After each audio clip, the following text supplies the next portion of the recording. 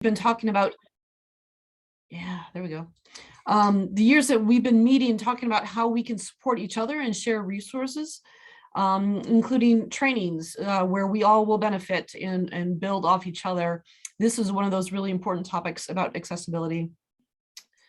So we're excited to have some folks with us today to really dial in on this conversation. And I just wanted to give a quick overview about the word accessibility. And it means so many things, especially these days in this world that we're in. And disabilities range from seen to unseen. So you might see somebody with a walker, a wheelchair, a cane, crutches, an eye patch, whatever, but a lot of disabilities are unseen. And these are just some quick grabs of statistics. There's lots more information on the web, of course.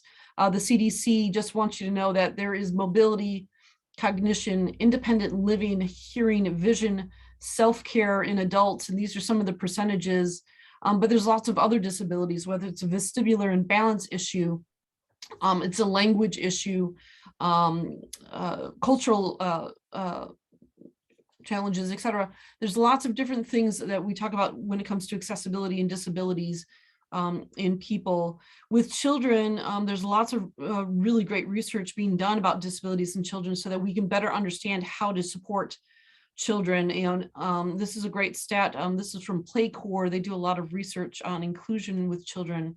And we know that there's more and more sensory and autism, cognitive, social, emotional, and communication barriers that many children have. And then for all age groups, chronic illnesses, whether it's diabetes and multiple sclerosis, many others that may affect people on and off through their lives. So we talk about accessibility and disabilities. There's just so much language that we will not be able to fit in the conversation today. So we do appreciate, next slide, Michelle, we do appreciate the three folks who are joining us today. And Georgena, I'm sorry, I messed up the Zoom link for her, but she got on today. So thank you for joining us. Georgena Moran, she's an accessibility specialist with Access for All and the project manager for Access Recreation. If you haven't been to the website, we have a link to that we'll put in the chat later on. So we are glad that Georgena's with us today doing really important work, especially around trails. Cora is here with the Lower Columbia Estuary Partnership. As she introduced, she's the environmental educator and access and inclusion coordinator for LSEP. And then Chuck Frayer is our retired regional accessibility program manager from the USDA Forest Service in the Pacific Northwest region. And Chuck has been instrumental in teaching us about accessibility and planning for accessibility improvements in local parks as well. So we welcome all of our panelists today. And we invite you to sit back and listen, and then we'll get to some conversation time. But this will be kind of just a informally kind of facilitated conversation, because there's some key topics that we want to get through. Next slide, Michelle, if you could, please. When we had a briefing about getting ready for this, there's information to know beforehand, like how do you train your staff? What are the topics you need to cover with your staff, to the information that you need to work with people before they get to your site or to your program, as well as then what does it look like to get on site with somebody and how to support the programming on site. And then some information specifically around school outings. And then we'll have some information for resources towards the end. And then Michelle said we will have a quick wrap up, but we'll have time for questions and answers as we move through this. If you have information or questions you want to put in the chat box, I'll help monitor the chat box, as will Michelle, as we move along. So with that, Michelle, if you can spotlight our three panelists so that they pop up on the screen. I'm sorry, the spotlight in the Zoom. Since you're the host, if you can hit the spotlight on each of their names, they'll move up to the, I'm sorry, right next to their names, you can click spotlight. And while she's doing that, the first topic we're going to hit is on that staff training piece. And we open it to our panelists to let us know when it comes to training your staff, your interns, your colleagues, what are some of the key components once she gets everybody spotlighted here? What are some of the key components to address? and feel free to unmute yourself, panelist. I'm not seeing Chuck. Uh-oh, did he might have dropped off the call. Okay, does it look like I have Georgena and Cora spotlighted? Yep, we do. Okay. I will try to reconnect with Chuck. Okay, thank you. Okay. So shall we wait? well, Georgena, why don't we get started? You've worked with so many great staff members over the years on your team. Why don't you get us started here? Yeah, so repeat the question. When it comes to training your staff or your colleagues or interns, what are some of the key aspects that you need to have them understand as you get ready to work with your programs? Well, you know, the key elements are that, like you said, there is not, you know, one individual that can represent everybody. And so there is a lot of people with a lot of different conditions. Some people, thank you. Some people are don't even identify as somebody with a disability.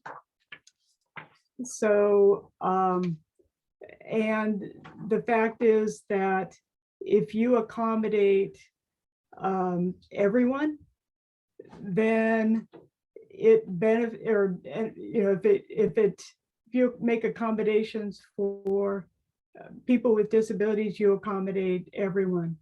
You know, 1 in 5 people in the United States consider themselves having a disability. And then, you know, if you want to go and hang out with these people out in nature, then again, you know, this is, you know, includes family members that, you know, are not able-bodied, you know, that are able-bodied. And so the other thing is, you know, what I, you know, when I talk to my colleagues, I let them know about different different resources, yeah, that are available, and try to get them up to speed as to what they can do personally, and you know, as you know, in their collective organizations, and think inclusively, yeah, with a broad and open mind, and bringing as many people into the discussion that have disabilities as possible. That's fantastic. Thank you. One of the other topics we covered, here comes Cora. Thank you. I also want to put out there is, if folks don't have an accessibility coordinator like you two, are there other resources that folks can tap into for accessibility coordination support? I personally know of some lovely consulting firms that do a lot of work around accessibility and the outdoors. The name is escaping me at the moment, but I can let you know. That's great. Thank you. And Cora, did you want to add to what you can do to support your staff at examples that you might have for the Lower Columbia Estuary Partnership of things that they need to know as part of training? I think it's really going to depend on your program and your staff and what they are comfortable doing. If you're working with an older population, training is going to look a lot different than if you're working with kids. And I think the biggest thing to emphasize is don't make people uncomfortable. Yes, empowering access is the one I was thinking of. Thank you, Mika. don't make people uncomfortable. A lot of people are like afraid of people with disabilities to begin with.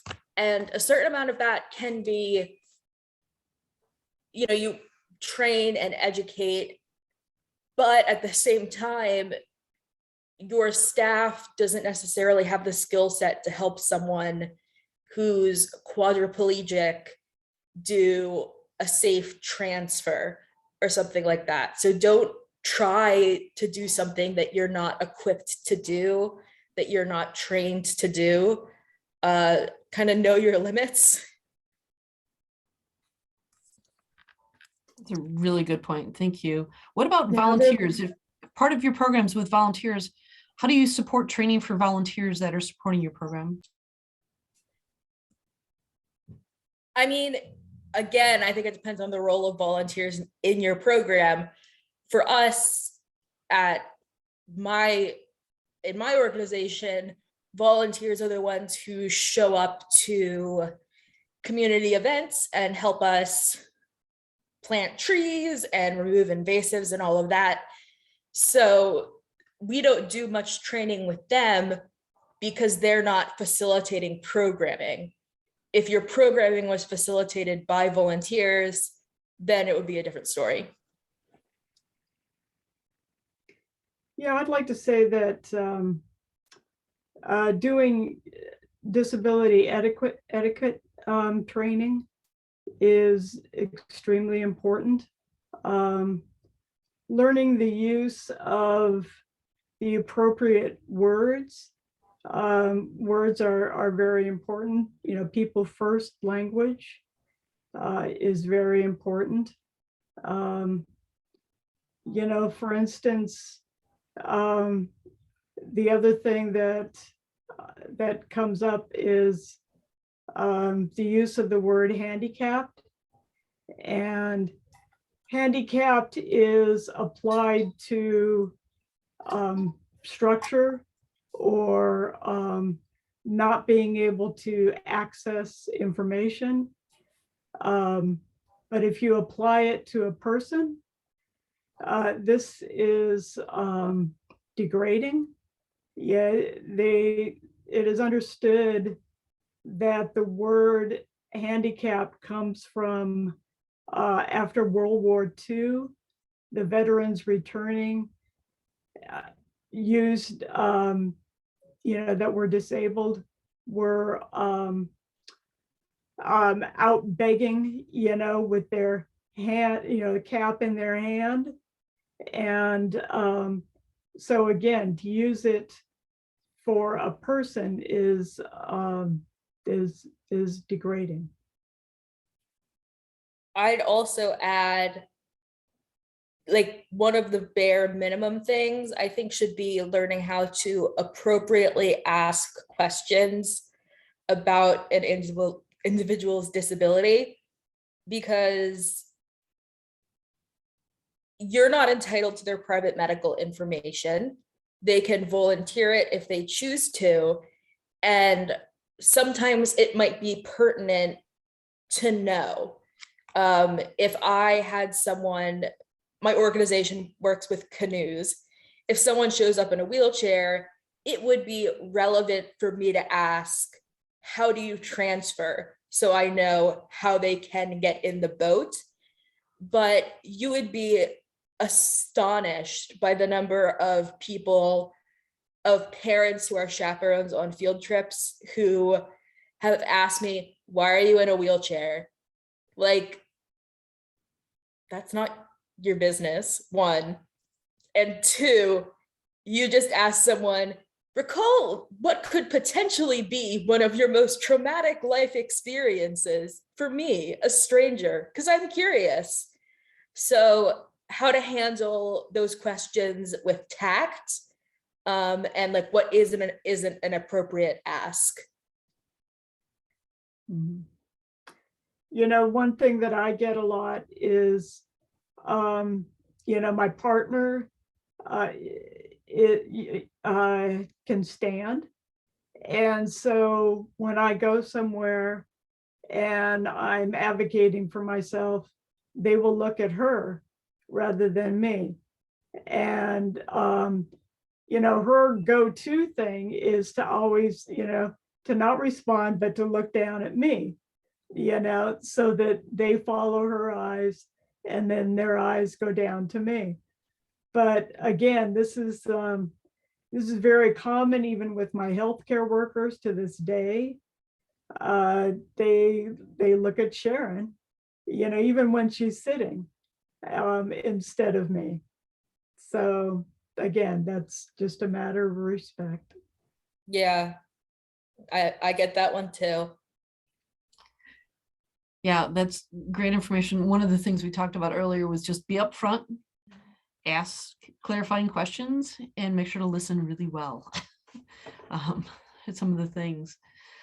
So moving on to information that organizations can provide to future participants, potential participants, whether it's on your website, if it's in a newsletter. What are some of the key things that you think helps participants feel that they are ready and have the information they need to participate in a program? Whether This is so hard because every disability is so unique to every individual. There's not like a set of questions that are gonna concisely address everything that could possibly be going on with a person. Honestly, my personal opinion on what is best practice is to have an actual human that they can talk to and have a conversation with about what is going, about the terrain, the activity, the duration, bathroom facilities, are they wheelchair accessible, parking, etc. And I think that's exponentially more useful than just like, oh, and there's an ADA toilet, it may or may not be open, and there is a paved path somewhere, I'm not sure where. Like the generic information that you would have on a website. If there is some sort of insurmountable barrier, definitely like have that available. If oh, in order to get into our building, you have to take 16 stairs and there's no elevator. Yeah, I mean, like put that on the website. But I think the best way to have people prepared for the experience is to have someone available to talk to them. Yeah, I'll say that again, that's really, really important.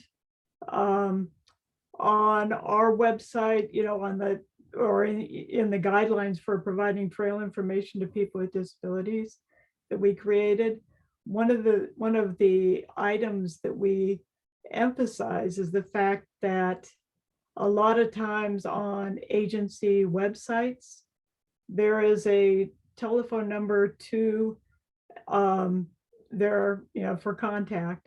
And many times it goes to an automated system. Or perhaps there are prompts to push on different buttons in order to get to the right department or the right person. And I'm paralyzed, I don't have use of my hands. So to have to go through that automated system in order to get to a human being is important. And, you know, to have that telephone number right at the top of the web page rather than embedded deep down is important for somebody who uses a reader, because, you know, to find that number, you know, and you're blind, is sometimes impossible. So so yeah, I would say yes, that those that's really important. And I you know, talking to a human being is also really, really good.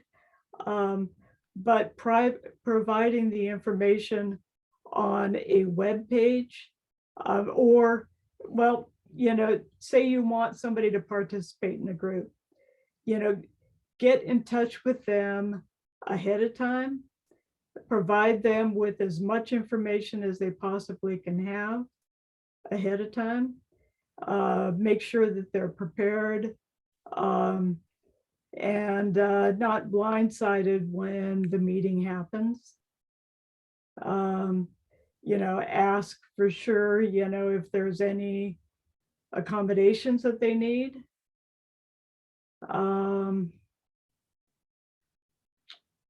Yeah, closed captioning, or somebody that could do sign language, that kind of thing. And also, in any of the information that you provide, make sure that there is a good contrast, because people who have low vision may not be able to see the information adequately. So yeah, there's a couple of suggestions. Oh, that's fantastic. Chuck, thank you for joining us back. We might have lost you there for a second. Thank you. We're talking about information to support visitors to your program prior to getting to the site, and information, whether it's on a web or a phone call. Any advice in addition that you would offer to help folks learn about your program and know if it's right for them? Well, I think what I heard, Georgena, she covered it all pretty well and everything. I was on just briefly a little bit ago, and then I got kicked off again. And you were talking about the word handicap, and just a little bit of history as far as that is concerned. Back whenever the Americans with Disabilities Act was passed, there was a huge effort as far as trying to figure out what word should we go and use. Everybody agreed that the word handicap was not the word, but they even ended up having a contest for $50,000 for whoever submitted the right wording. And I think it was a guy that was out of New York that ended up winning it. And he kind of combined all of these words that we were using back in 1990, 91. And he was the guy that ended up getting the $50,000. But using the word, persons with disabilities or able-bodied is a very popular term. I don't necessarily go with that, but I think able-bodied worked into whatever sentence that you're doing can work very well. And as I think I heard, I think it was Georgena, it is pretty offensive these days. Back in the early days, it really wasn't that big of a deal, leastwise it wasn't to me.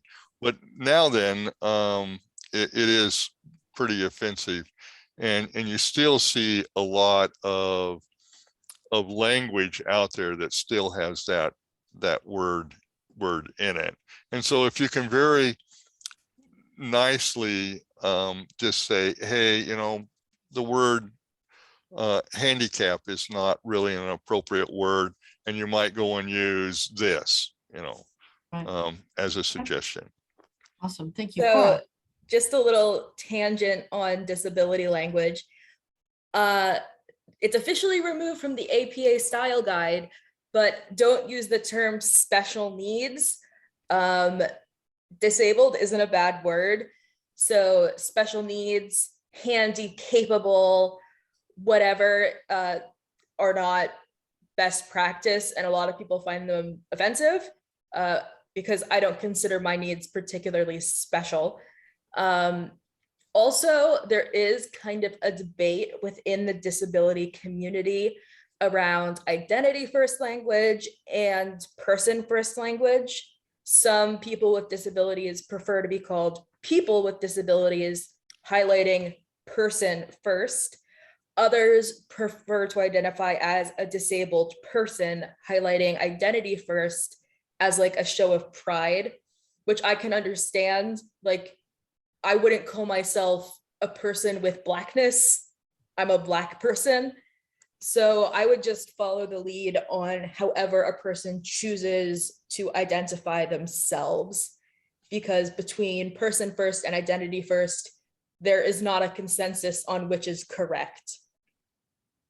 No, really good clarification. Thank you. I could also throw into that same mix, Chuck, you threw out able-bodied. I'd like to suggest that you could also use the term temporarily able-bodied people. Because at some point we're all going to be disabled, with enough good luck and age. No, that's good. Before we hop off to the next category, I just want to highlight a couple more points that Georgena, I think you made earlier in our conversations was in your information that you give out to folks, make sure the address that you use to direct people is an actual physical address. Do you want to talk about Yes. Lyft services really quick, Georgena? Yeah. Lyft, the paratransit doesn't allow delivery of people to different sites if there's not a physical address. So that's vitally important in order to allow that service to be partaken in. I would also say that provide information on transit, because again, a lot of people don't drive, or not everybody does. And so whatever you can do to make sure that you're, that public transit is attempted, to stop there. And if it doesn't completely stop there, how close is it? And put that on your site as well. Yeah, and accessible routes too, right? Like from your stop to wherever you're going, is there an accessible route? Yes. And, with the U.S. Forest Service, we did about almost 50 videos, and about halfway through the videos of these different accessible recreation sites here in the Pacific Northwest, we realized that people really couldn't find where the video was at. And so we ended up then adding a little map at the very beginning of the video to go and show where John was going and what sites he was going to and all of that. And so it ended up really working out very well as far as using video was concerned.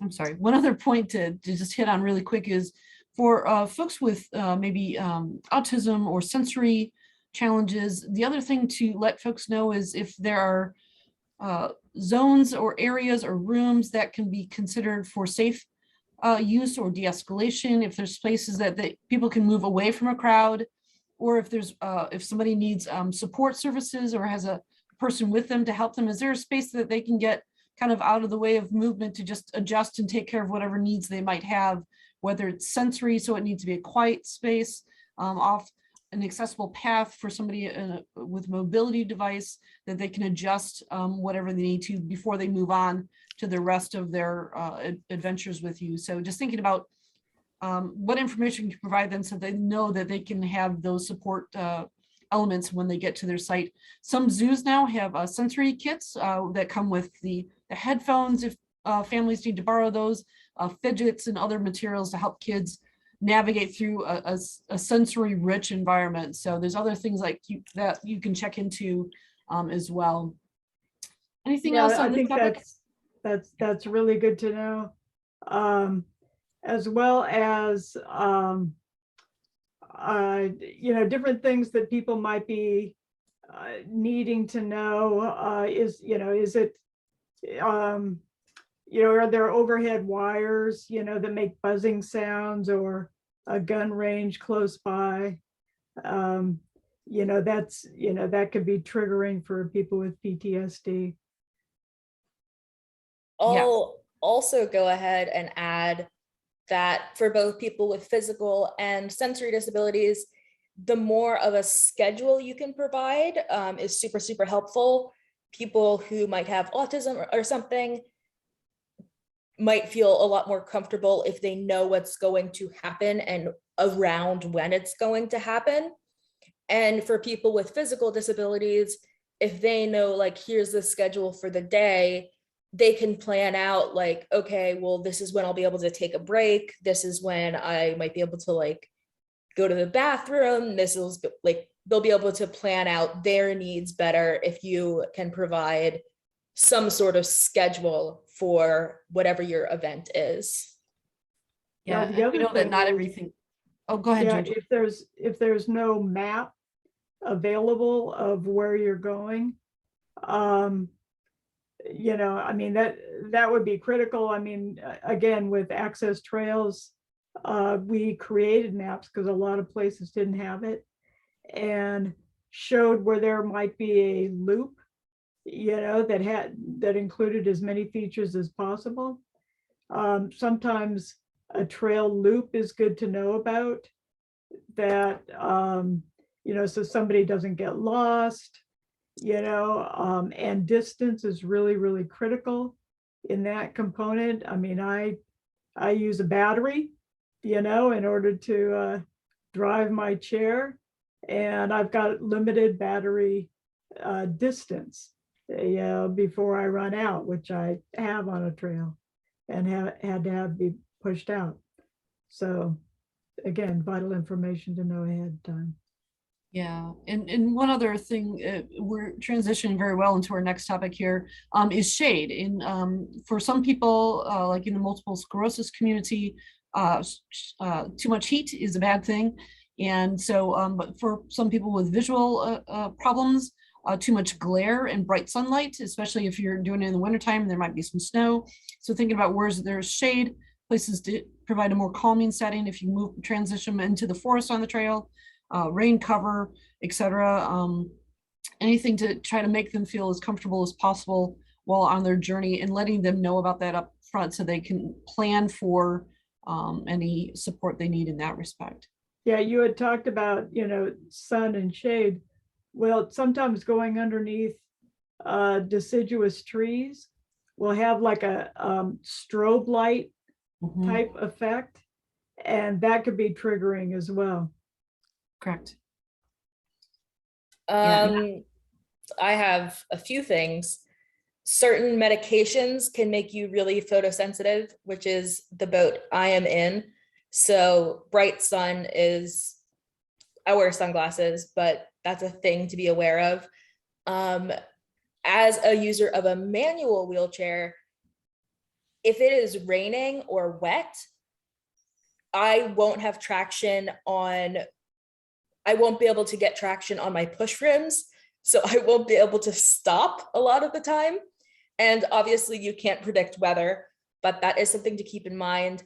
Also, things like if you're on a paved path that's covered in leaves in the fall, and those leaves are wet, I use like knobby mountain bike tires for that exact reason. But if I had my regular tires, which are more equivalent to a road bike, and I was on a trail covered in wet leaves, I wouldn't be able to stop if there was an incline. I would skid, and then I would bail out, and it would be a thing. So Same with moss. Moss is the same thing. I've lost my stick on a mossy surface. It's like, whoops, that was bad.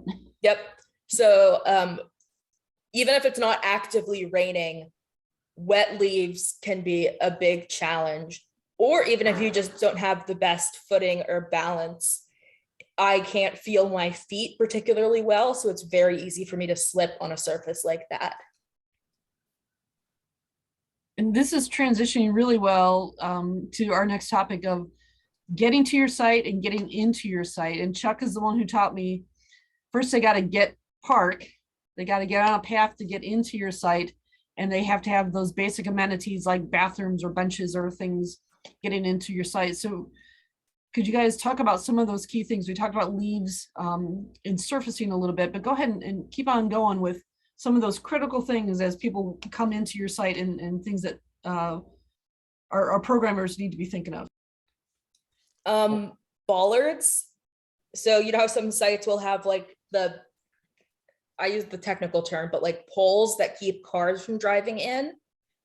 How far apart are they? Depending on the mobility equipment people are using, they might not be able to fit through them.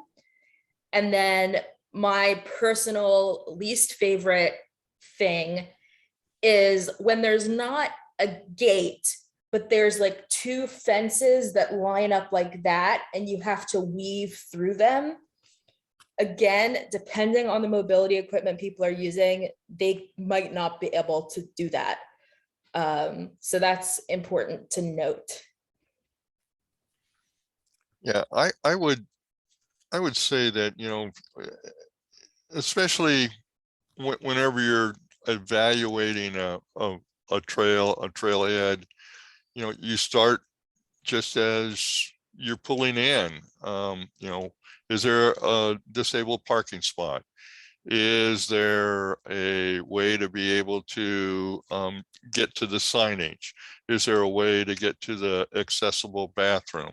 Is there a way to get to the trail head itself? Those are all things that are very general to go and think about and everything, very easy to think about, but believe me, they get missed in the design process. You know, and all it takes is just one of those components to not meet standard, and the person cannot have that recreational experience that they're looking for. I can add to that. Maybe even before that, is there a printable map on the website that somebody can print off and bring with them? Yeah. So, okay, so you get to the site, there is a parking lot. And is there a trail map, you know, there at the site? You know, that tells you where all the amenities are, that tells you the distances. And at the trailhead itself, is there a TAI, trail access information? Now that would say that this is the average grade, the average cross slope. This is the maximum grade, the maximum cross slope, the maximum height of obstacles, and the width, maximum width and average width of trails. Beneficial Designs has a good website that talks about TAI signage, and in the guidelines for providing trail information to people with disabilities on Access Recreation site, we also have that in the guidelines. One kind of semi non sequitur, but I think is relevant, is dog friendliness at any given site can really impact a person's ability to use it if they rely on a service animal. As someone who has a service dog that is like actually trained to ADA standards, there are places I can't go hike because every 10 meters, someone has a dog off leash that's going to come charging up. Fully trained service dog costs like in excess of $30,000. And I'm not risking him getting bitten or attacked because people have their pets off leash. If you're sitting down in a wheelchair and a dog comes running up to you and like puts his feet on your lap and is in your face. I love dogs, but I don't want that happening. I don't want to get mauled in the face by dogs. And yeah, so are there dogs? Are there leash laws? Are those leash laws enforced? Sandy River Delta particularly comes to mind as a place that has a lot of out of control dogs and owners who will let their out of control dog come barreling at you while yelling, "It's fine, he's friendly." And I'm like, I don't care. Yeah. Yeah, again, on websites, you know, in regards to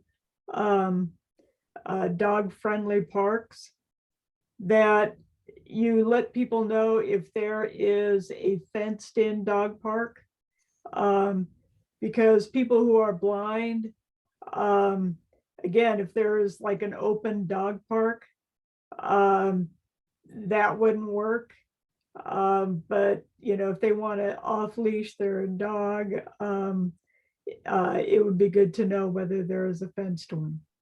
Mm-hmm. Yeah, really great information, as I think we've all seen that on trails or in parks before. Chuck, real quick before we move on to programming, do you want to talk just a little bit about universal design and that phrase and what that means in regard to accessibility? Sure. Well, the term universal design is really just simply a concept. It really is not a design in per se. Accessibility guidelines are design. Universal just means that all you're really trying to do when you're doing the accessible design is that you're applying it to everybody. So for an example, a simple example is a lever doorknob. A lever doorknobs, everybody can go and use a lever doorknob. Where a twist doorknob, not everybody can use a twist doorknob. So using those components that can apply to everybody is how we try to design, and that can go and be for trails, for buildings, for homes, for all of that, and that's what I specialize in. You know, to add more to that, you know, consider grocery stores that have the automatic doors. You know, it's beneficial for everybody, not just people with disabilities. You know, if you have your hands filled, you know, that you could just walk through, you know, and get there. That's a component of universal design. That's a very good one. The door opener for a door, automatic door opener. That's a good one.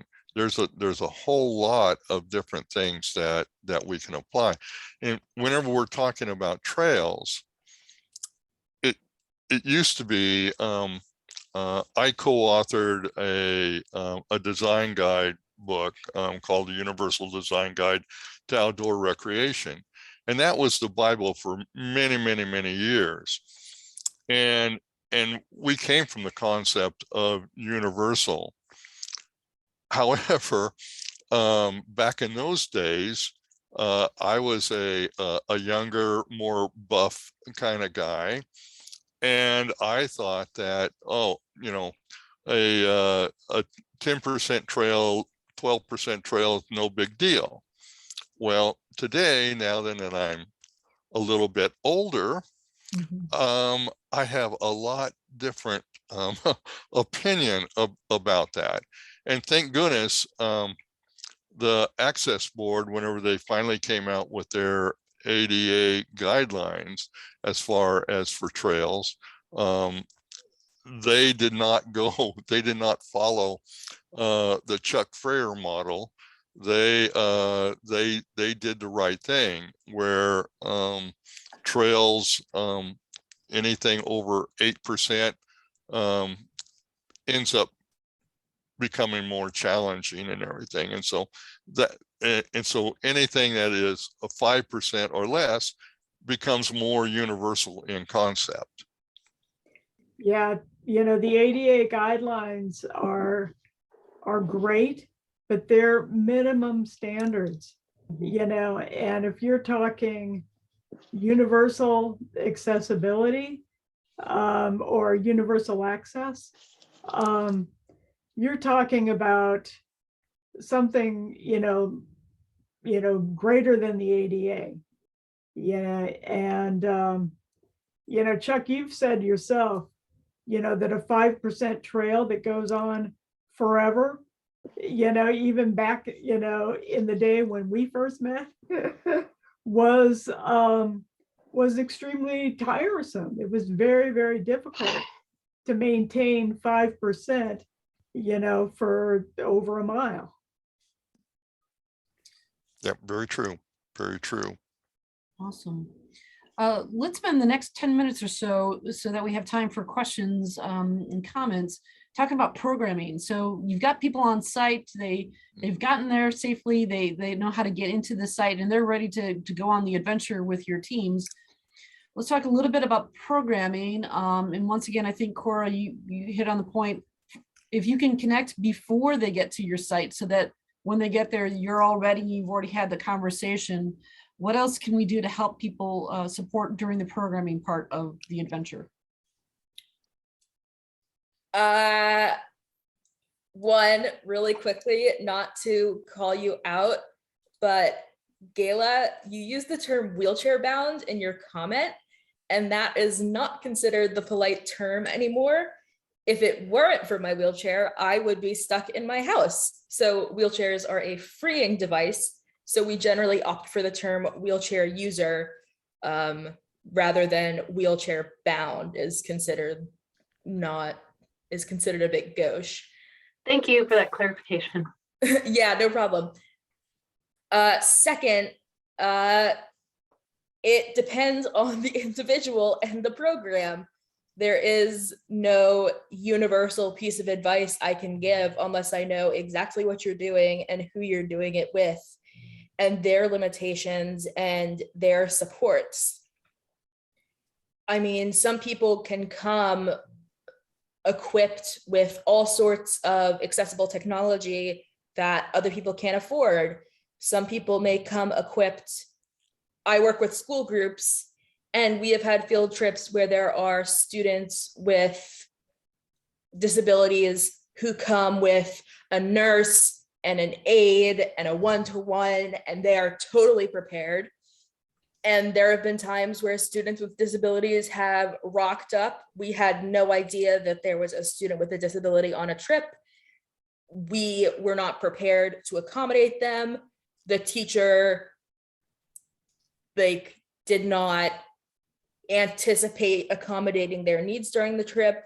So it's so hard to give any sort of universal advice without knowing anything about the site or the activity or the resources of your organization. Jane, when you're saying program, to me, I think about a visitor center like Mount St. Helens. Is that kind of what you're talking about? Yeah, whether it's you're using a park to do a bird walk, or a bio or an eco blitz or something, or you have a center where you're welcoming people into your center to run a program about whatever. Right. The exciting thing about today is that there is so many different tools that a person can use. Back in the day, whenever we were designing the visitor centers for Mount St. Helens, we broke out. We were very, very lucky when we were thinking about hearing impaired and visually impaired. And there was just some new technology that was coming out, and we were able to build that into the program. And it ended up where it become very, very popular with not only just for visually impaired or hearing impaired, but able-bodied actually ended up kind of liking to use some of the pieces of equipment that we had designed into the program. And so, but today there's so many different types of devices that are out there and everything, and it becomes very difficult from a design perspective of trying to build into a program like in a visitor center kind of thing. Outdoors, it's a little bit different. And so, you know, I always said, like for signage, the fewer words that you have on an information sign, the better off you're going to be. The more tactile that you can go and make that sign, the better off you're going to be. And by the way, tactile is also a very universal way of being able to go and show something. You know, because a visually impaired person can go and touch it, and then a person who can see it, and so everybody benefits from that. Yeah, I'd say that if you've got a program with participants, reach out to those participants well ahead of time and ask them specifically, you know, what they, you know, well, tell them specifically what the program is about, and ask them if they may need, you know, if they request any accommodation in order to fully enjoy it. They know best, you know, people know for themselves, you know, what they might need. And many times they can bring the accommodation themselves, or let you know of a cheap way to achieve it. Yeah, we're the experts.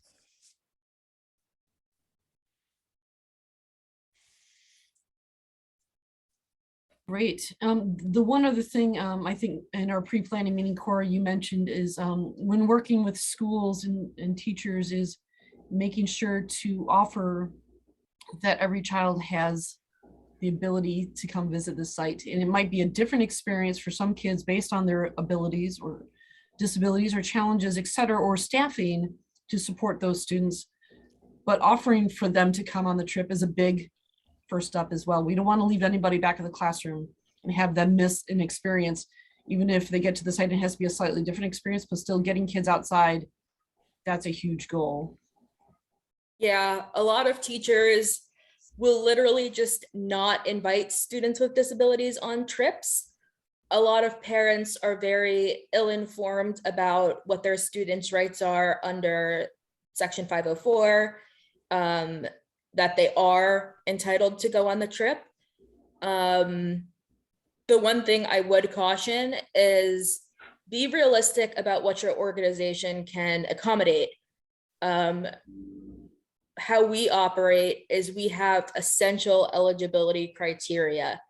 So like anyone who participates in one of our events has to be able to either via spoken direction or interpreter understand, like comprehend the instructions of Estuary Partnership staff. They have to be able to signal distress.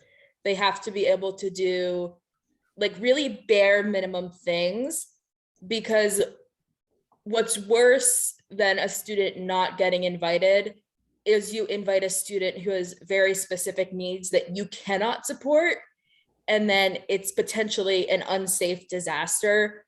And, you know, it's definitely disappointing. You want to get everyone outside, but I'm also not going to say that like yeah, we could take a ventilator dependent quadriplegic on a canoe, like no problem, because that's just a safety hazard. So I guess know when to pack it in, know what your staff is capable of, set clear guidelines and boundaries, like staff can't assist with transfers. So that way people don't show up expecting your team to help lift them into boats or whatever, and like make that known ahead of time.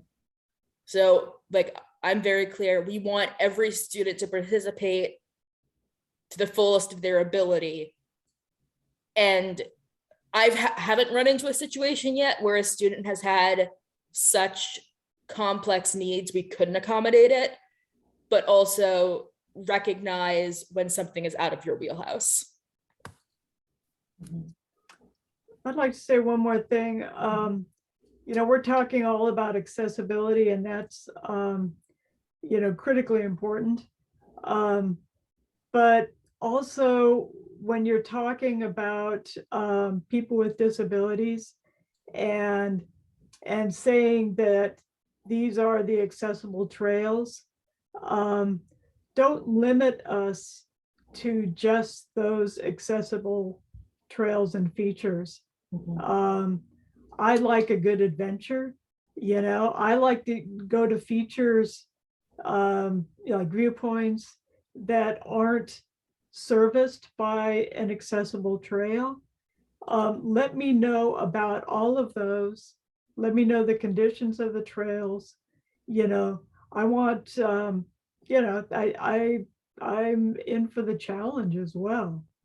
So, you know, I don't want to be limited by that. Do not make assumptions, Yeah. you know, about me.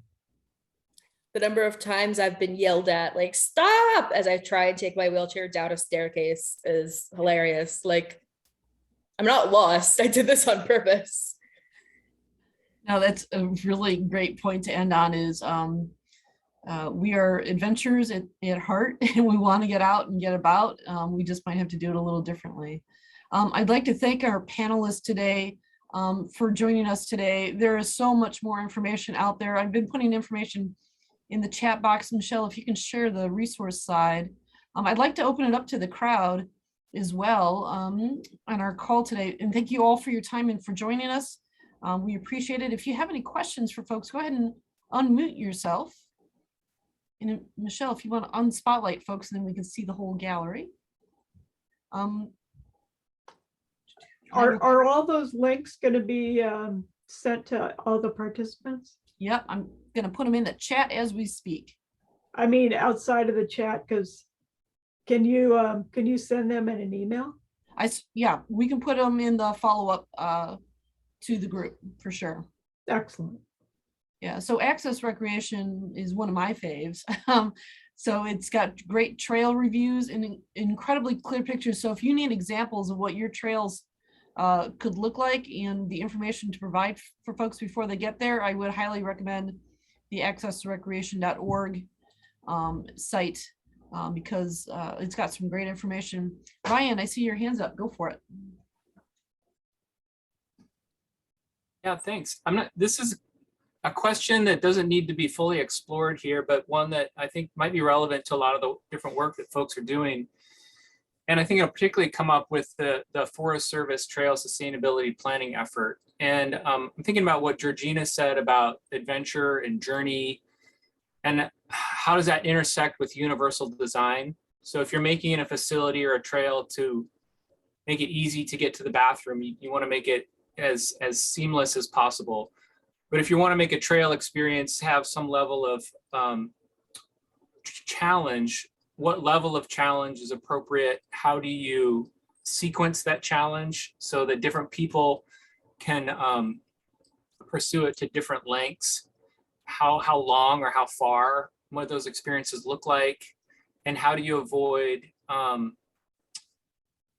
creating experiences that are designed for that and having them conflict with other uses of the trail system, like say people trail running or mountain biking really fast or having dogs off leash and all those different things. So that's a really big question, but one that I wanted to just throw out there, because I think Mika and I and Josie and Misha, and I know the Forest Service are going to be thinking about that whole realm of universal access versus providing adventure, fun, journey, and challenge.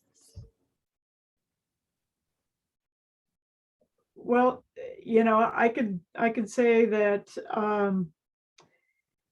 provide the information, and people will decide for themselves whether it's appropriate, because it is unnerving to be on a multi-service trail, and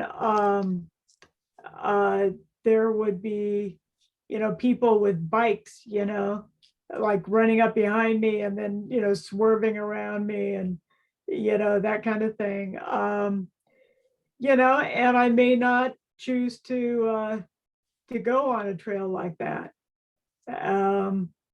whether it's paved or not, just because of that thing. But, again, provide the information on what the surface of the trail is for sure, and then, distances and whether there are amenities along that trail, such as having a bench, all the other things, shade, viewpoint, something in particular of interest. Ryan, I think you need to go and take the word universal out of what you were talking about. Just take that word out. And then you're starting to talk about the recreational experience. That's what you're talking about. And if Georgena, which I know from many years of knowing Georgena, if she chooses to get out there on a trail that is not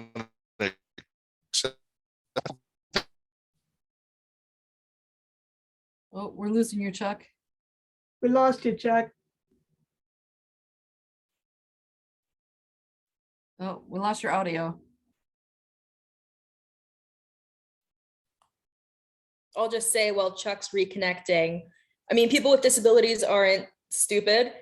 And I don't think any outdoor accessibility advocate is advocating for paving over all of our national forests to an ADA graded loop trail. I think one of the things that is important is educating staff that people with disabilities are allowed to do what they want. Like, I've been yelled at by a weird number of park rangers who are like, that's not the ADA trail. And I'm like, I know you're not allowed to limit me to the ADA trail, and educate staff and rangers as to what different types of outdoor accessibility equipment look like. Because there have been times where my friend who has a off-road hand cycle, which she is permitted to use, has been yelled at because there's no biking on the trail. And yeah, there's not biking, but she is using a medically necessary mobility device, which is different. Right. And the market for mobility devices is exploding, and you're right, it's understanding the different devices out there. Real quick, before we get to Mark and then Jade, Chuck, were you able to connect back in? I think so. Okay. Hey. But yeah, again, all I was really saying is that if I choose to go out on a recreational experience, that's what I'm choosing. And so, but yeah, Ryan, you take the word universal out of it, and we and just talk about accessible and for different types of recreational opportunities. Awesome. Thanks. Real quick, Mark. Yeah, in addition to being a garden advocate at Battleground, I'm a school board member and recognize how highly dependent we are on the legislature for some things. In case you're not aware of it, that session's going on right now. And in the legislature is a supplement to the student transportation bill that would specifically meet needs of kids who need their own bus, for example, to get to a field trip or something like that at an outdoor site. But it needs advocates. So any citizen can go there and comment on those kind of bills. And while you're there, I put on the board earlier that Outdoor School for All is on there as well. So I put in my comments to support it. Feel free to go to the Washington Legislature website and find those bills and say we're for them. Awesome. Thank you, Mark. Jade. Hello, I want to thank Georgena, Cora, and Chuck for speaking with us today. And my question was, I'm really grateful for that resource. The consultant firm, I'll probably reach out to them for developing events and programming. And I was just curious though, are there any apps or social media sites or communication hubs that if we feel like we've gotten to the point where we've developed like a really good event or a good program, it could go out to the widest reach? Like, are there social networking sites that folks are using that I might not be aware of? Yeah, I could speak to that. There's Access Recreation has a Facebook page. We have connected with Disabled Hikers. They have a Facebook page. Adventures Without Limits also has a Facebook page. Not sure about the Twitter or Instagram. We do have one, Access Recreation has an Instagram that was being hosted by our intern, who is no longer. So that's been stalled a bit. But yeah, those are three resources I know. Great, thank you so much. Sure. Thank you. We have time for just one more question. If anybody else has a question for our panelists.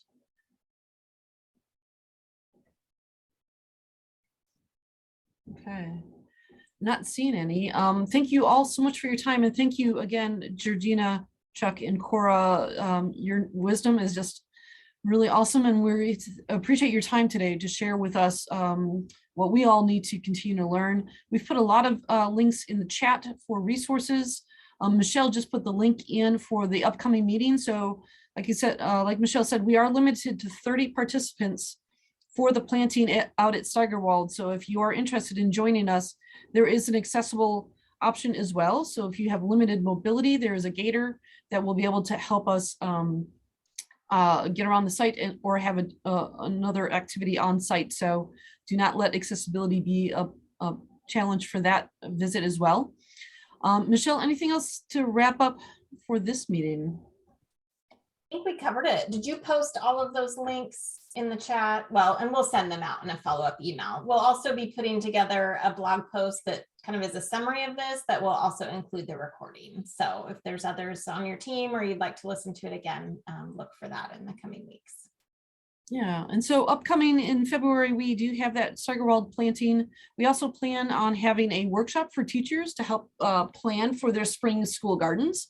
So if you're interested in that, we'll get you information for that as well. And then in March, we'd like to ask anybody who's interested in joining the discussion for volunteers. We are hopeful that this year we'll have a stronger ability to get volunteers out on site. And we had a breakout session several months ago to talk about volunteers, but it seems like that would be a very important topic for us to cover. So if you're interested in talking about volunteers, potentially for a March meeting, send us your ideas on what we'd like to cover for that. So that's all I have. Anything else? We'll keep the call open for a few minutes if you have anything else you want to chat about. So otherwise, thank you so much. It's great to see you all. Jane, the participants were sent a bunch of links to some amazing resources. Can that be included as well? You know, they were web design, what were the others? You know, Forest Service links, Yep. national parks. Yeah, we'll put them all back in because I've added a bunch more. So we'll put all those links into one package for everybody. Yep. Great. Thank you. Thank you to our Thank you. wonderful panelists. That was just a wealth of information. So thank you, Georgena, Cora, and Chuck. That's great. All right. Keep well, everybody. Thank you so much. Great to see you. Thanks, everyone. Good luck Thank with you. your programming. Thanks. Bye-bye.